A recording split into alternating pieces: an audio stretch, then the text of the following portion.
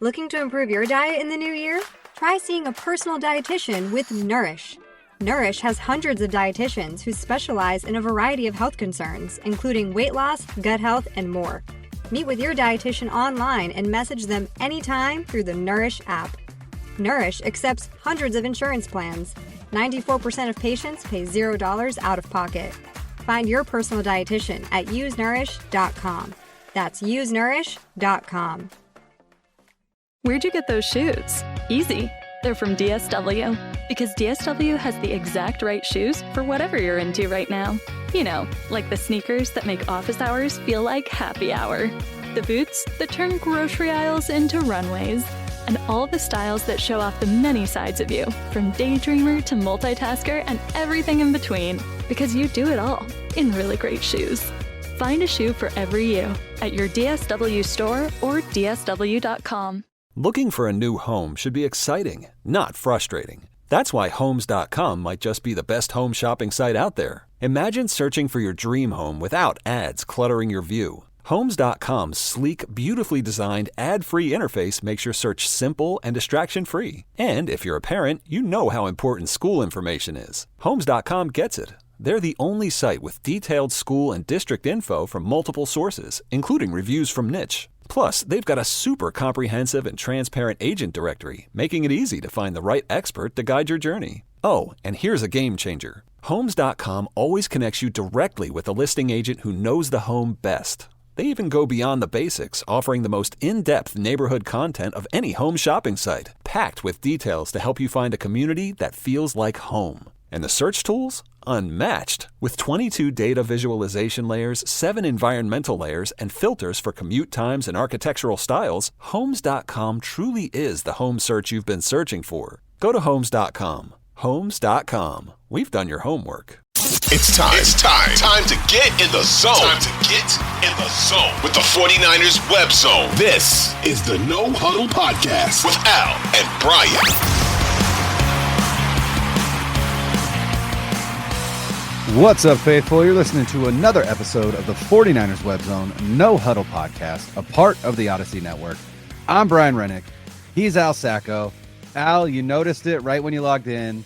I had a grooming accident and had to shave my beard. And I told you I haven't seen my upper lip in like 20 years, and I hate it. I just absolutely hate it. It's growing back, but I was a little bit emotional about it, but not as emotional as I was knowing that Robert Saleh is coming back to the San Francisco 49ers.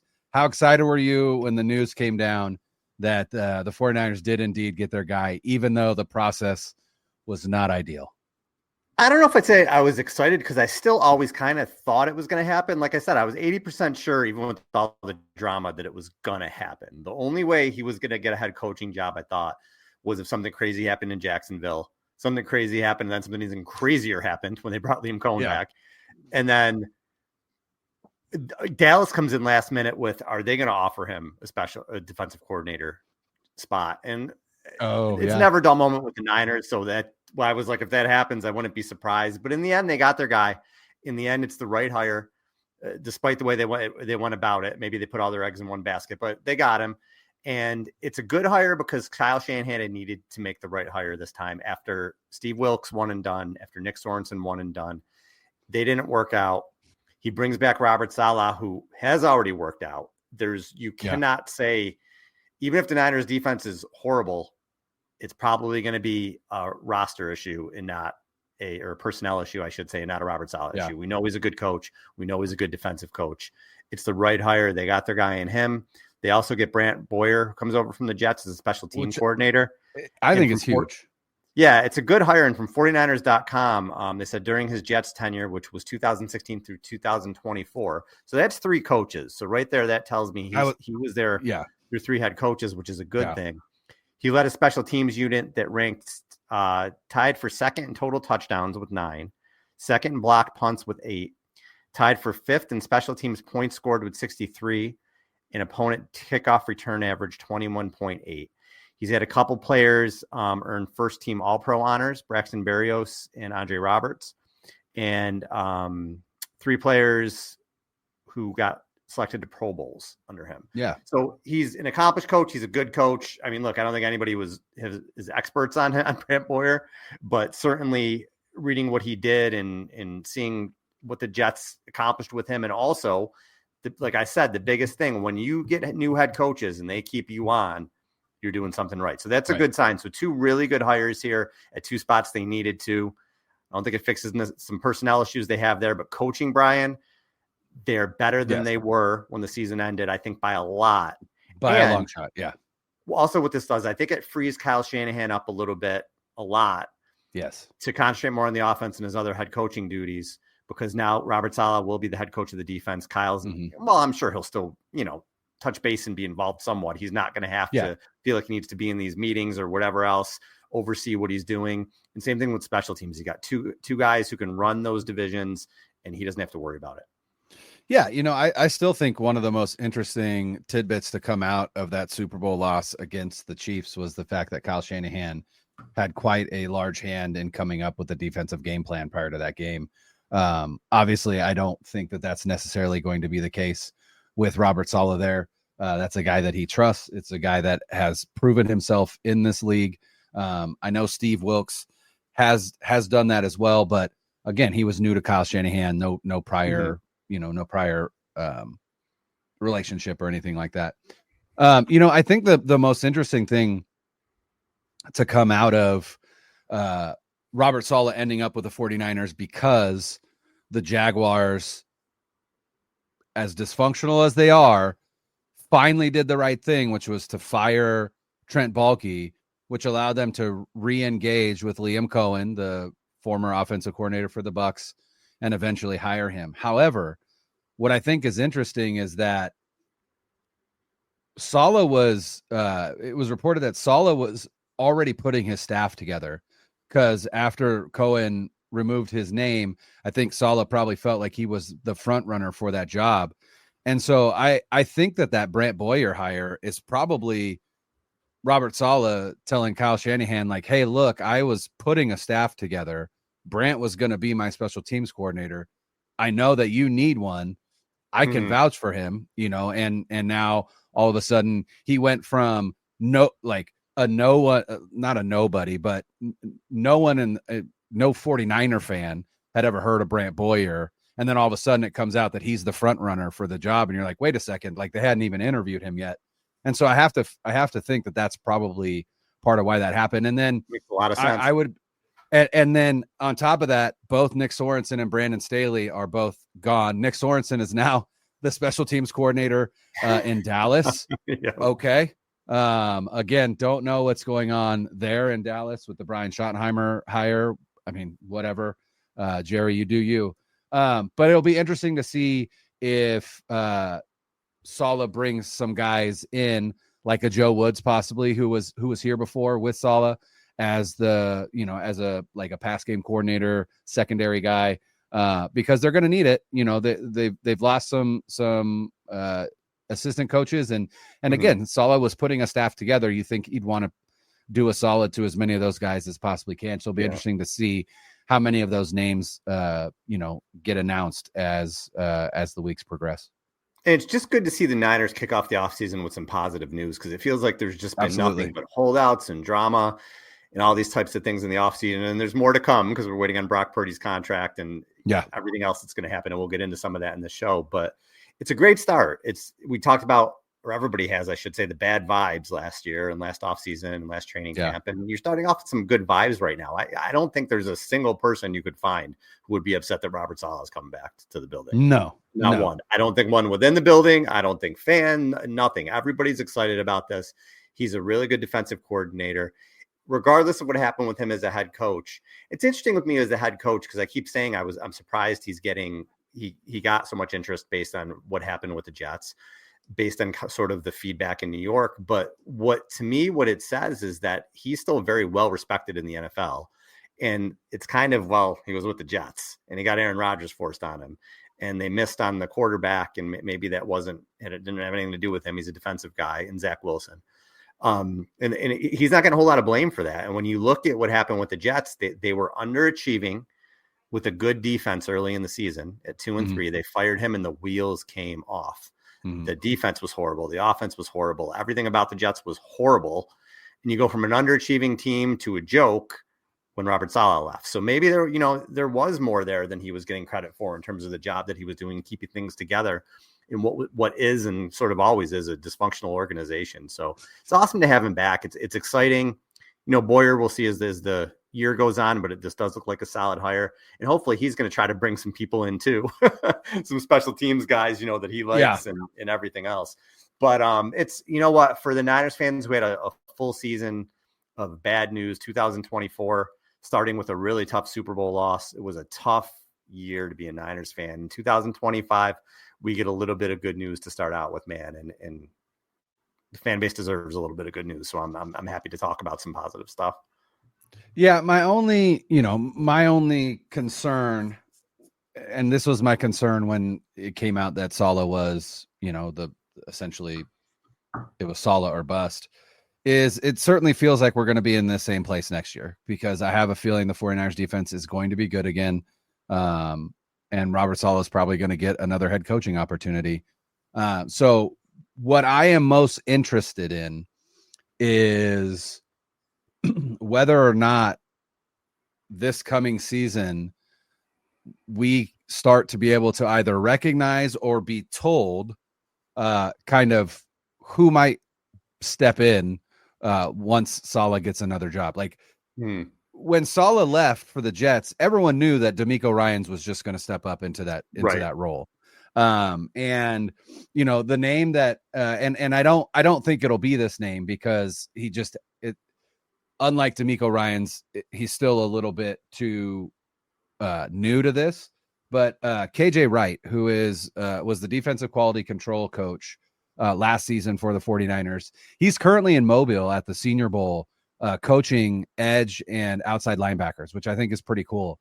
And it's very similar to DeMeco Ryans, where DeMeco Ryans came in when Kyle Shanahan got the job in San Francisco. Mm-hmm. Shanahan hired Ryans as the defensive quality control. I think he was there in that role for 2 seasons, and then he moved into linebackers coach.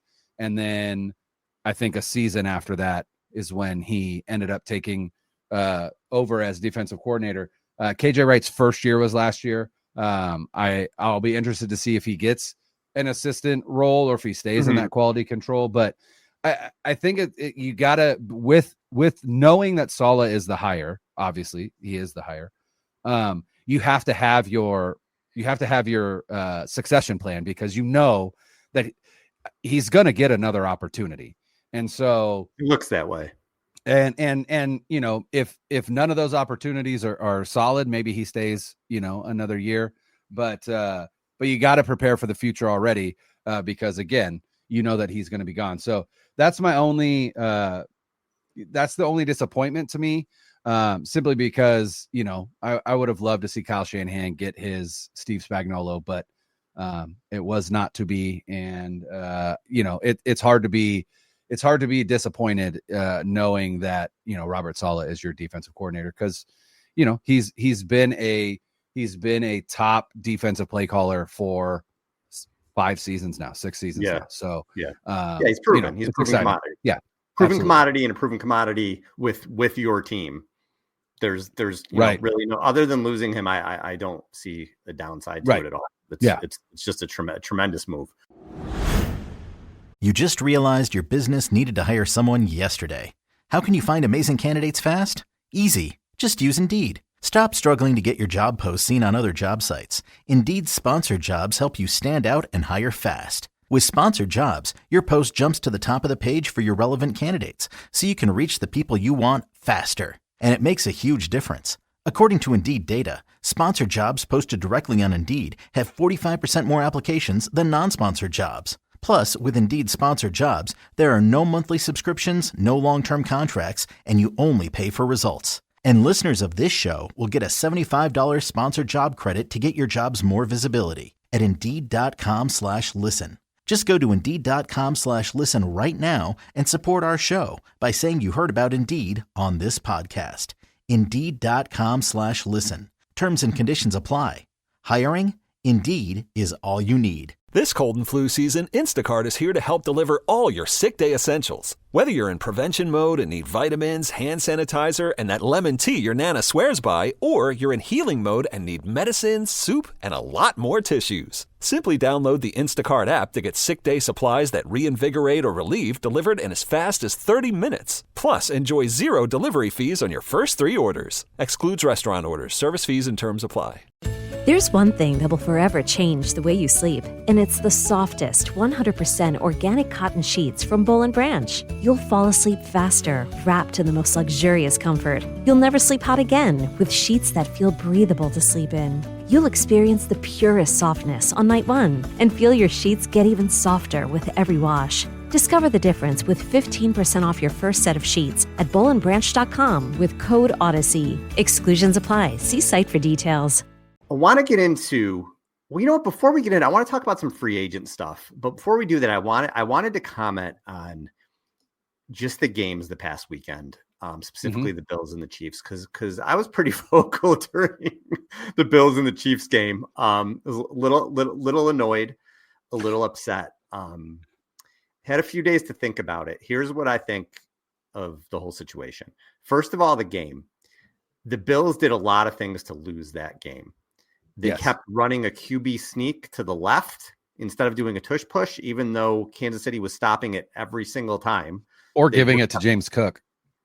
The other thing, they took James Cook, who was dominating, off the field way more than they should have. He went drives where he didn't touch the ball.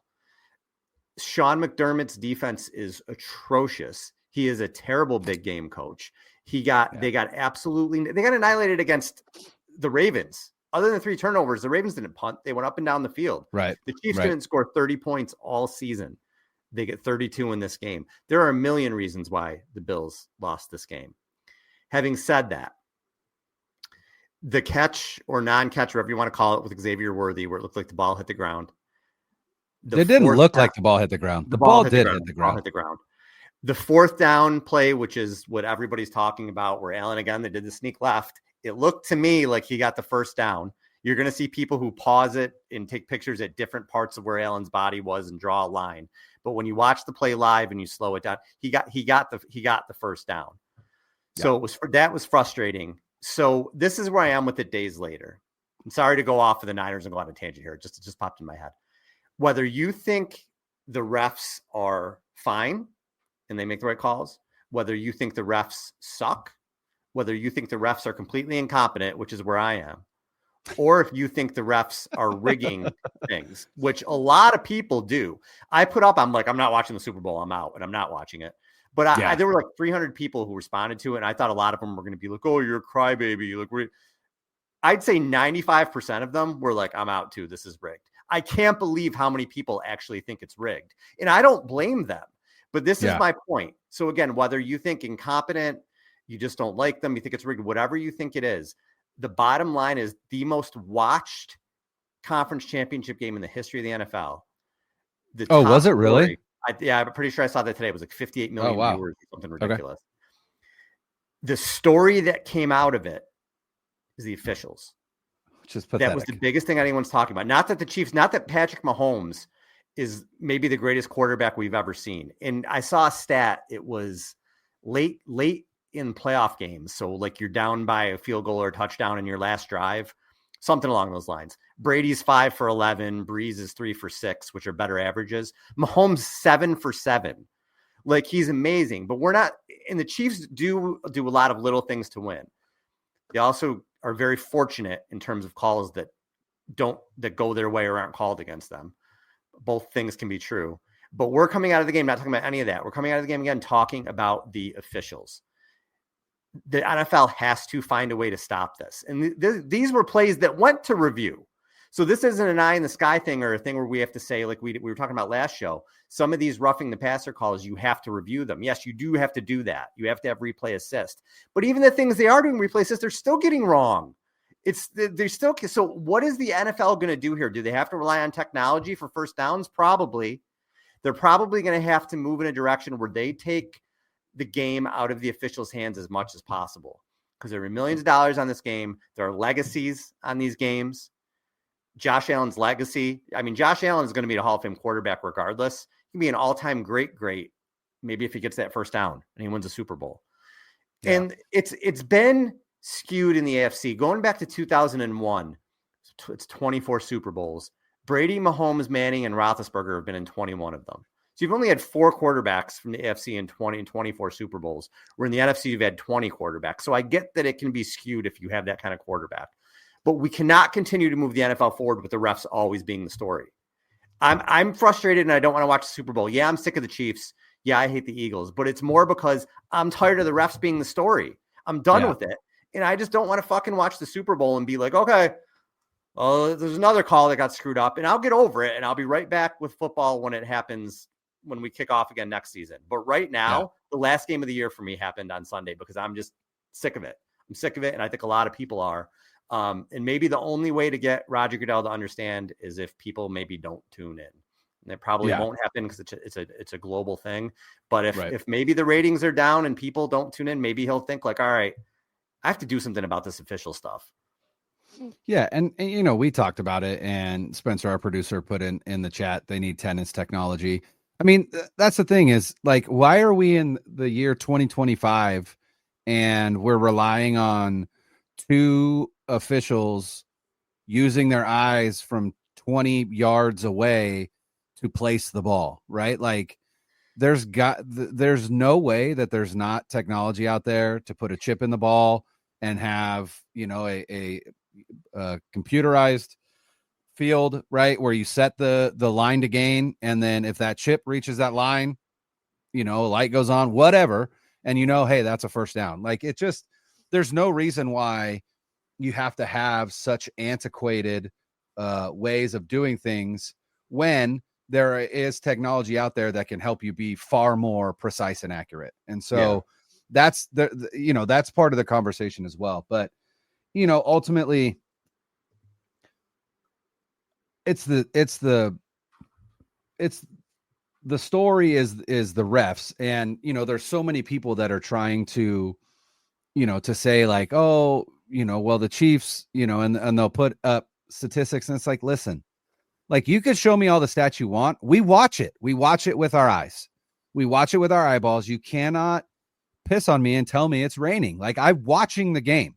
Mm-hmm. I'm seeing how much this team is benefiting from calls versus the teams that they play. Like, it's not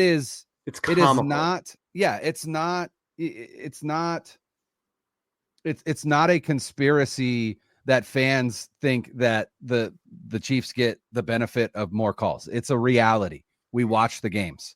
Okay. And we are fans of a team that have experienced the inequity of calls against them, right? Twice in the Super Bowl. So that is the frustrating part. But, even more than that, like, I'm just tired of the Chiefs, and like, maybe it's because my team has lost to them twice, and so I'm just a little bit bitter, and that's probably the case, and I will admit that. But like, for whatever reason, it doesn't feel like Michael Jordan felt, right? Like, and people are starting to compare Patrick Mahomes to Michael Jordan in terms of like just being the absolute unquestioned best player at his position in the league, right? An all-timer. I mean, all those things are true, but I don't know if MJ was just more likable. Basketball is just a different sport, but I'm just tired. I'm just tired of the Chiefs.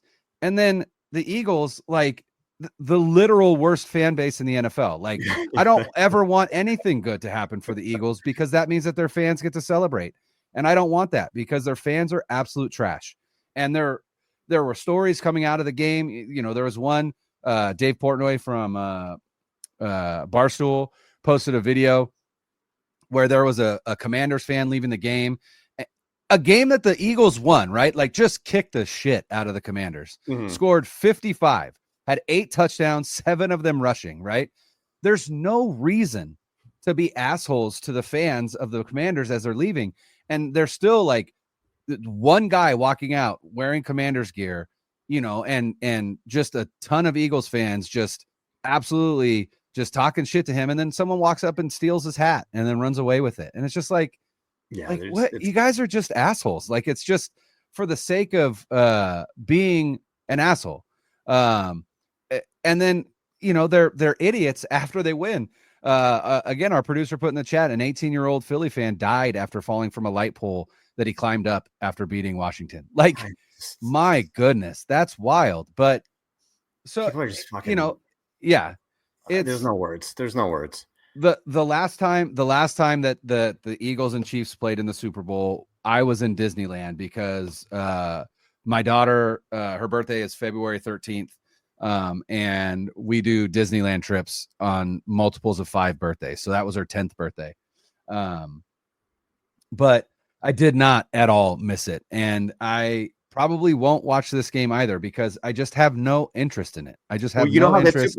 That Super Bowl ended? Yeah. A ticky-tack holding call against the Eagles that in a game where both quarterbacks were great and Jalen Hurts was great, we got robbed from seeing Jalen Hurts try to answer Patrick Mahomes because of a ticky-tack holding call. Yeah. It's a problem. It's a problem. It is. And I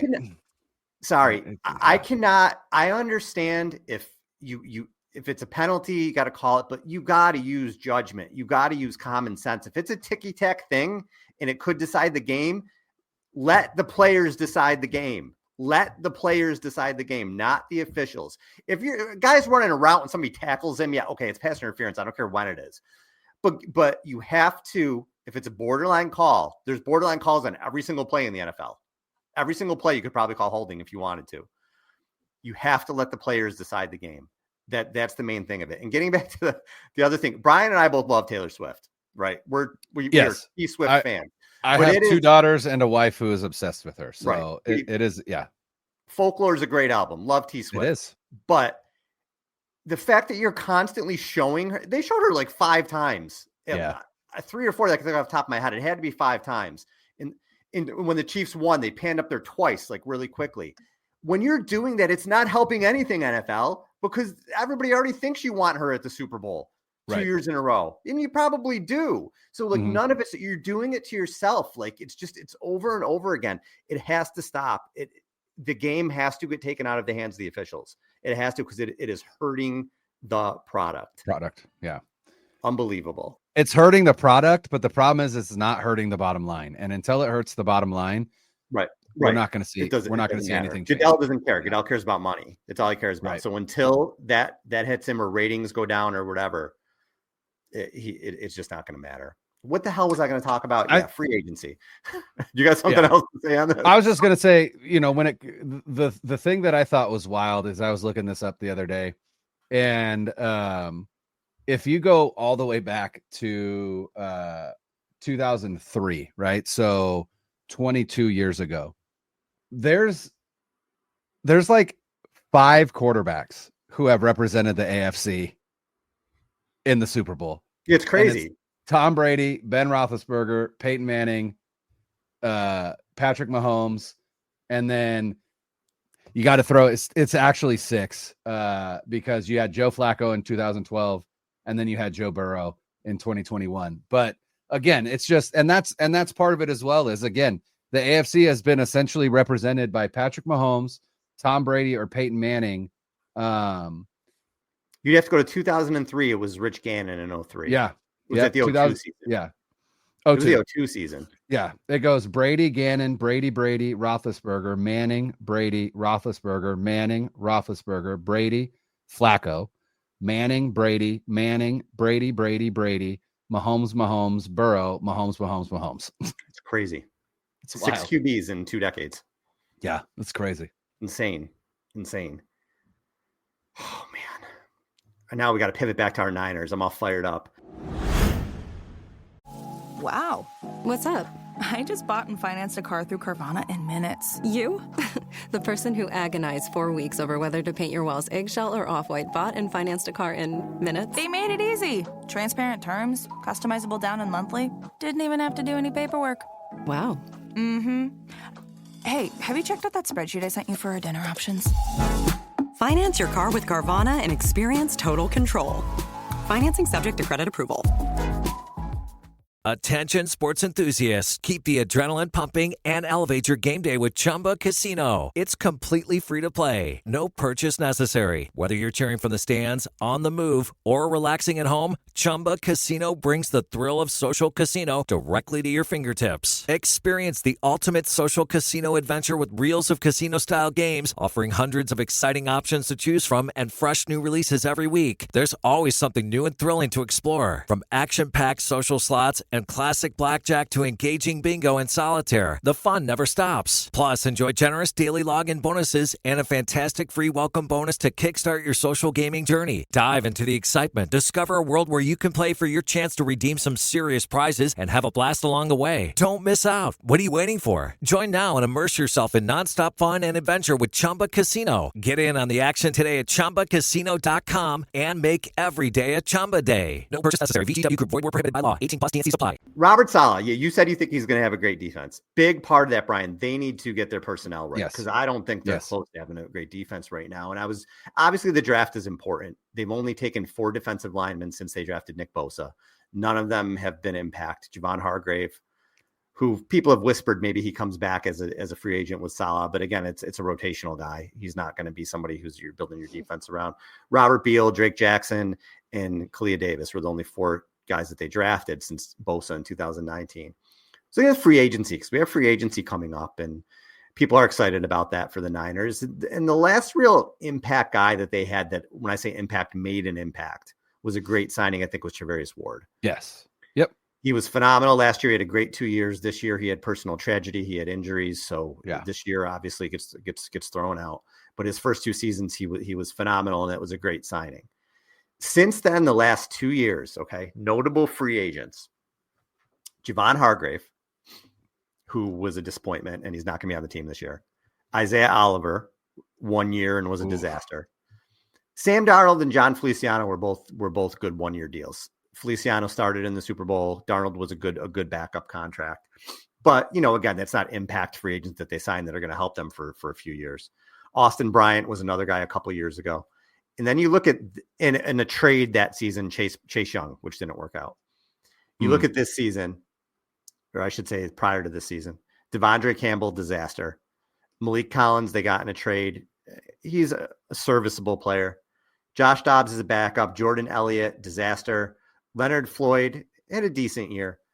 Gross Matos, I don't think he did what they expected him to, only played 35% of the snaps. Eric Sauber, Rock Ya-Sin, Isaac Yiadom, Patrick Taylor. So we get excited about free agency every year, but out of those names I just read you, not a lot of impact guys there. Not a lot of guys that were more than just Band-Aids. And I think the reason why the 49ers have taken a big step back in defense has a lot to do with that approach to the defensive line, that they haven't drafted a lot of players, and the ones that they drafted haven't worked out. They're not impact guys. They haven't taken guys early. And they tried to bring in via trade or free agency Javon Hargrave, Chase Young, Malik Collins, Jordan Elliott, Leonard Floyd, Yetur Gross-Matos. Hasn't worked out. The defensive line was not good. There are people who and it'll happen this year too. You sign a free agent, they did it with Jordan Elliott. Well, there's this PFF stat that says he's a good run defender. How many times did I say in the offseason, Brian, I don't think he's any good? Yeah. 20? Like, I understand there's this stat, but from what I've seen in Cleveland, and I read a lot about him from people who cover the Browns, he's not good. And people are like, oh, no, he's going to fix the run defense. He's not good. He wasn't good. His PFF grade was 47.5 or something around that this year. He wasn't good. Gross Matos is a rotational guy, and you got from the Panthers. Not going to fix anything. Malik Collins, he had the same stats as Eric Armstead. Give me a break. Stop with that. Leonard Floyd, again, serviceable. He's on the field. He had a decent season. 32 years old. If they even keep him this year, it was a short-term Band-Aid. Javon Hargrave, everybody's excited. I was excited. Dude's 30 years old when you signed him, on the downside of his career. Yeah. All these guys on the defensive line didn't work out. Isaiah Oliver didn't work out. Yiadom didn't work out. So you have these guys on defense that you've brought in. It hasn't worked out. Now, I don't think you're going to fix it in free agency. That's not how things work. You have to draft. You have to draft well and attack that in the draft. But you do have to supplement in free agency. So the Niners this year really have to take a look at what their approach has been. Maybe fix that a little bit. Maybe tweak it a little bit and look at some different types of guys to bring in. Well, and I think what you'll see them do in free agency is bring in depth and rotational guys, and then try and get studs in the draft. Right, you're picking 11. At 11, I think they have. I feel like I'm obviously nothing is 100%, but I'm going to say I'm 90% sure at 11 they're taking a D tackle or an edge. Like I don't anticipate them taking an offensive tackle. I don't anticipate them taking any other position than D tackle or edge, because there are like 3 or 4 guys at that position that are likely to be there at 11. One being Mason Graham, one being Walter Nolan from Ole Miss, who's really rising up boards.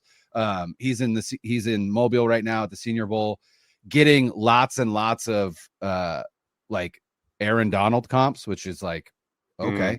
Not a bad place to be. No, not a bad place to be. Or at edge, you've got Pierce from Tennessee, and then Mike Green from Bowling Green, who again is a guy that's rising up draft boards. If you look at his tape, it's phenomenal. He just looks like he's shot out of a cannon. But there's also the depth is there in the trenches on the defensive side. There's Shamar Stewart from Texas A&M that I think is going to rise up draft board. So I think you bring in depth at D tackle in free agency, and I'm going to give you a name that we might see again, because Robert Saleh is back. You might see Solomon Thomas in a 49ers uniform again. Again, as a rotational depth piece, which is perfectly fine. You've still got Clea Davis. You've got Evan Anderson. There are pieces there. I think you keep Gross Matos again, kind of filling in that Charles Omenihu role, where you can have him as the big end on base downs and kick him inside to rush against guards in passing downs. I think there are pieces there that if you can get a D tackle and an edge in the draft within the first 3 rounds that are likely to be contributors from day one, then I think that defensive line can bounce back really quickly. And I think I think they're going to go defense heavy in this draft. I think that, I do too. What I want on the offensive side is a center, a wide receiver, and a running back. And I used to pound the table for, we need to find either Kittle's replacement or at least a tight end 2 to pair with Kittle, right? So you can get some dynamic 2 tight end sets. You know what I came to realize? I don't think Kyle Shanahan has any interest in using 2 tight ends in the passing game. Yeah, I think the fans have more interest in Kyle Shanahan. Yeah, I think in Kyle Shanahan's mind, his second pass catching tight end is Kyle Juszczyk. I think that's, in his mind, he's like, I don't need I don't need a dynamic pass catcher at my tight end 2, because I've already got Kyle Juszczyk. And I as much as people think he could be gone, I don't think he will be. I think he'll play out his contract, but on the offense, so on the offensive side, I don't think, you could maybe find a guy in the second round that as a tackle that you could, bring in to hopefully replace Trent Williams. But I don't think at 11, there's a guy there that, is more valuable than the guys that you could get in the trenches there. And so I don't anticipate them, looking for Trent Williams replacement, even though they likely won't pick this high next season, unless, it's an absolute disaster.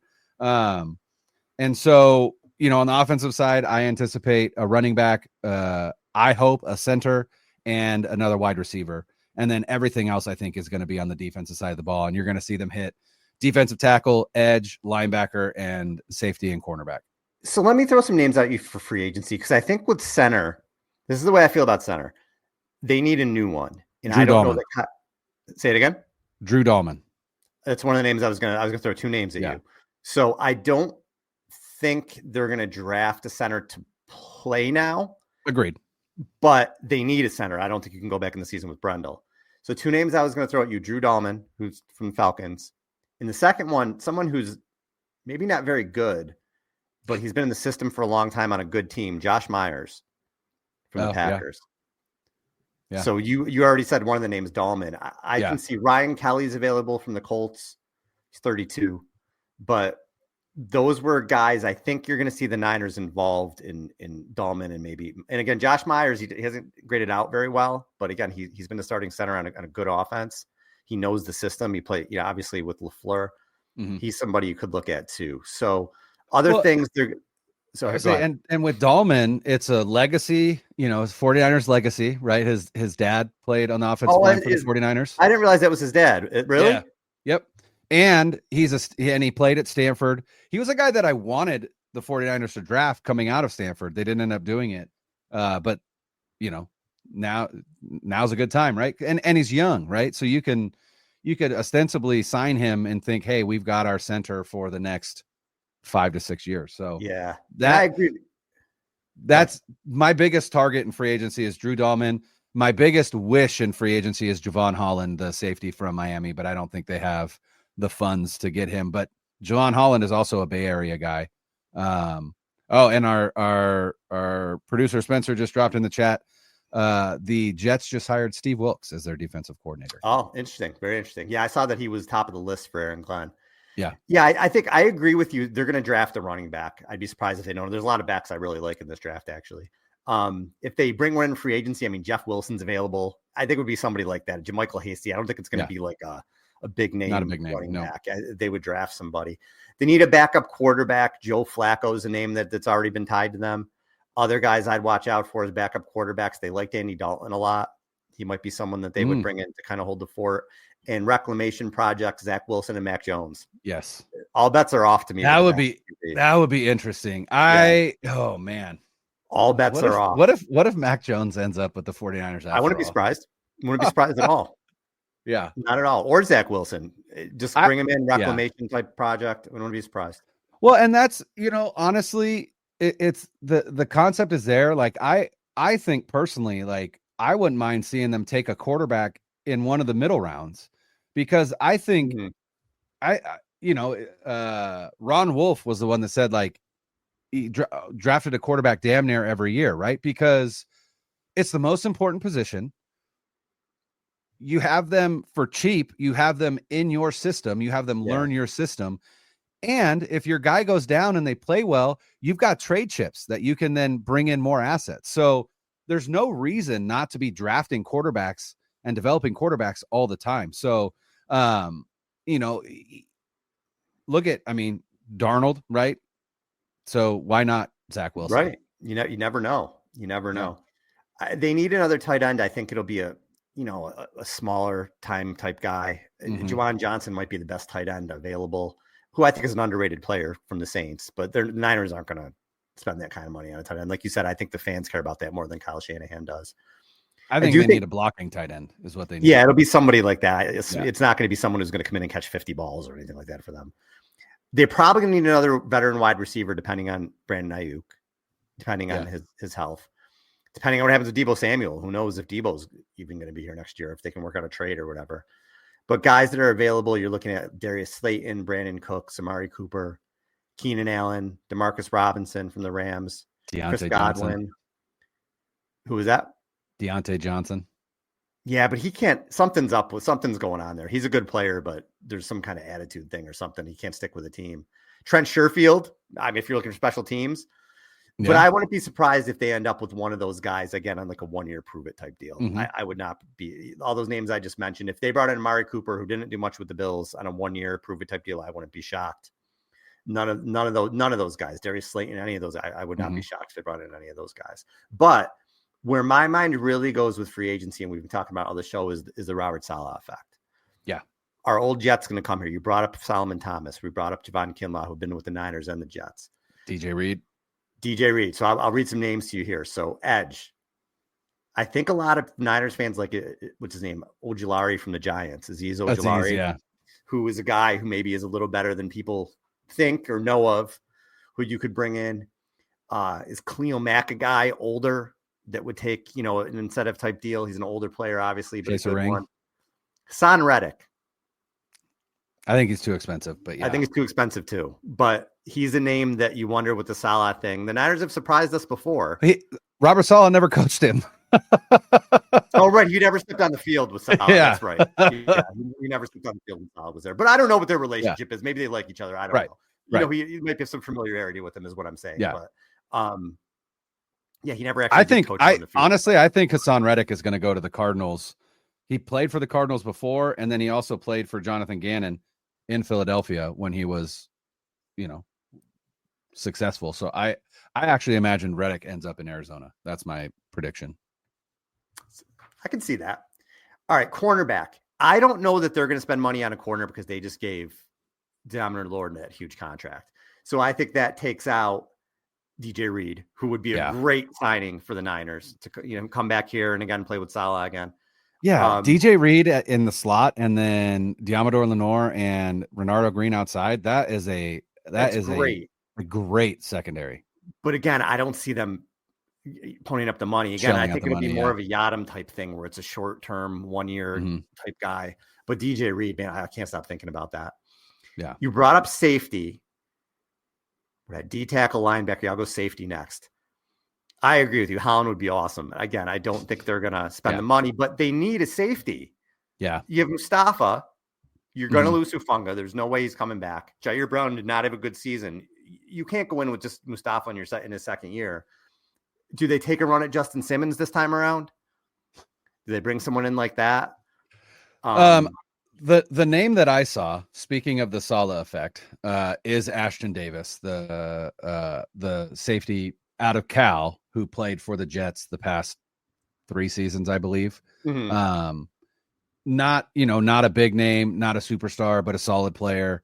A guy that I think they could bring in, like you said, 1 or 2 year deal, and have a vet there, and then, hopefully find your free safety of the future in the draft. But I think that's probably the name at safety to look out for, again, just with the familiarity with Saleh in the scheme.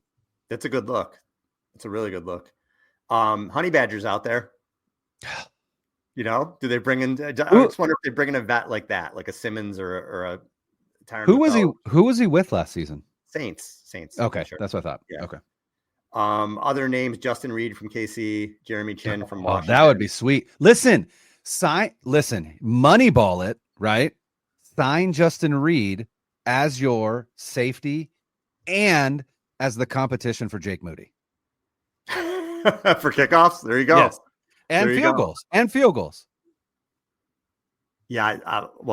I don't know what's going to happen with Moody. But I'm not going to go over free agent kickers. Other 2 positions. We'll start with linebacker. I think the Niners want Greenlaw back. I am dying to see what his market's going to be. Our team's going to be like, dude, you played 32 snaps, we're not paying you. Or our team's going to be like, dude, you played 32 snaps, but we know what you are. Yeah, we are going to pay you. We feel good about your health. And if that's the case, I don't think the Niners are going to be able to bring him back. But if there are teams that are scared of the injury and him only playing 32 snaps this past season, the Niners want him back. I feel like they're going to try to find a way to make it work. They need him. I think could be the team that ends up poaching him. Who's that? The Commanders. Again, it makes sense. Yeah. And they're going to probably Bobby Wagner is a free agent. So that would make sense. Well, who was it that basically ended Bobby Wagner in the NFC Championship game? He got buried twice. I had turned that game off at some point. It was not a good weekend for Al Sacco watching games. But there are older guys, Levante David, Bobby Wagner, if they were looking for an older guy, again, a stopgap. But again, I just don't feel that you don't solve these problems in free agency, right? Unless you're bringing your own guy back like a Greenlaw. Right. It's like Band-Aids. Then the last position was defensive tackle. The prize is maybe BJ Hill from the Bengals, but again, he's going to get a ton of money probably. DJ Jones, how much is DJ Jones going to make? I'd love to have DJ Jones back. 100%. That'd be but huge. Is he going to make $10+ million a year again? And then the names like Kinlaw and Thomas, smaller time deals. So there's some interesting names out there, maybe a couple guys that I don't think they can afford who could be long-term fixes other than at center. If you do want to go for a Dahlman, Josh Myers, depending how you feel about him. there may be some longer term fixes there. But again, it's going to probably be just a lot of Band-Aids in free agency for them for the most part. It's just a matter of, do they press the right buttons to get guys in who are going to help them, or is it going to be more of what we've seen the last 2 years? Yeah, I think my prediction is, if there's any big money deal or long deal, I imagine it's Drew Dahlman at center. I don't anticipate them investing long term in any other position, just because I think it's, like you said, it's Band-Aids. And I think they want to, they want to build up through the draft because Brock's going to be expensive. So, unless they, the other thing that you hope they do is get Brock's extension done prior to free agency, so what you have to play with. Yeah, that would be ideal. I think it's a must. And so, if they get it done, and then, they structure it in a way that, and I'm sure they will, where that cap hit is low this season and next season, they may make a splash in free agency or two. Just again, to look at the NFC and go, the Lions got their coordinators, stolen. No idea what they're going to look like next season. The Vikings looked really good, but then got exposed in the playoffs. The Rams looked good, but they're old. Cooper Kupp might not be back. Right. There's really only one team in the NFC that looks primed to continue to be successful, or maybe two, and that would be the Eagles and the Commanders. And it's the Commanders just because Jane Daniels looks like he's the real deal. But we've also said that about CJ Stroud, and look at Stroud's, sophomore slump. So the NFC still is wide open. It is wide open. And if you can get Brock's deal done before free agency, and what you have to play with, you could make some splashes to really jumpstart this squad to be ready to compete next year. And so it really is a fascinating offseason. 100%. Yeah, can't wait to see what happens. All right, no football this weekend. No football again until next season because the Super Bowl isn't happening. That's right. So, yeah, it's going to be a weird Sunday without football, but I'll find something to do. I don't know. Maybe I'll hang out with my wife. Practice. Maybe I'll hang out with my wife. Maybe. Good for her. Good for her. Lucky girl. What a lucky girl. That's right. All right. Thanks, everybody. Later. 1, 2, 3. 1, 2, 3.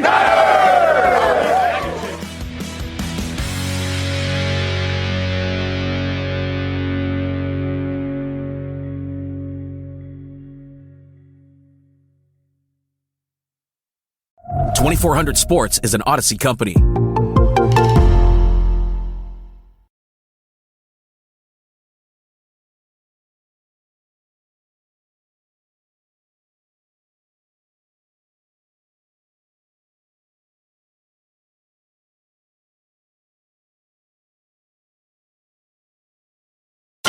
What's better than watching your team win? Winning money while you do it. I'm Jim Costa, and on Cash the Ticket, Mike Valeni and I give you the edge to make every game playable. College football, NFL, we're breaking it all down game by game. Your podcast feed is going to be filled, and you're going to love it. You can click on the games you care about. We do it all. With our analysis, we're finding games that other people aren't talking about. We're turning every Saturday and every Sunday into days where you got a chance to win. Don't just sit on the sidelines. Cash the Ticket with us. Follow Cash the Ticket in the free Odyssey app or wherever you get your podcasts.